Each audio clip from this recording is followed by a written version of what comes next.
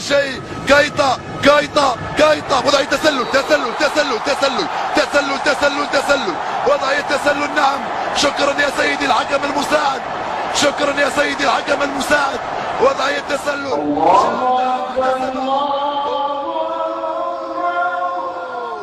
هذه اخطاء الحكام، هذه اخطاء الحكام.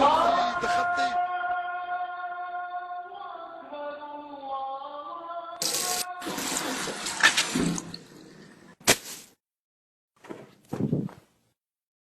الله أكبر. بسم الله الرحمن الرحيم. الحمد لله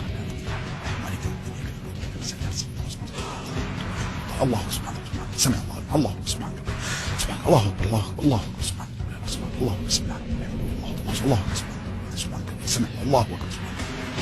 لا سبحانك الله تعالى. السلام عليكم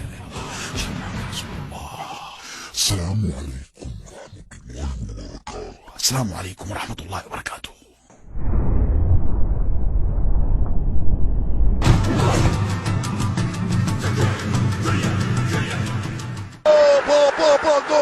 جول جول جول جول جول جول جول. البيان يفوز.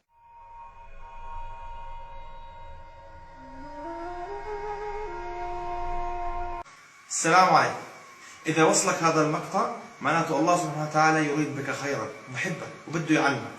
هل أنت بتصلي عشان تخلص من الصلاة ولا تصلي تقربا إلى الله؟ الصلاة السريعة ليش؟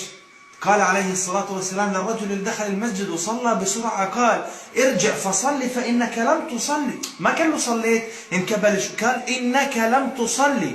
قال ارجع فصلي فإنك لم تصلي. بعدين الدعاء في السجود قال عليه الصلاة والسلام أقرب ما يكون العبد من ربه وهو ساجد فأكثروا فيه الدعاء. استغل الفرصة وانت ساجد أكثر. يعني مش محتاج، انت مش محتاج، انت مش محتاج لله سبحانه وتعالى، أكثر من الدعاء والتأني في الصلاة لأنها ركن. طمأنينة ركن من أركان الصلاة. أسأل الله أن يغفر لكل من نشر هذا المقطع أو ساهم في نشره. والسلام عليكم ورحمة الله.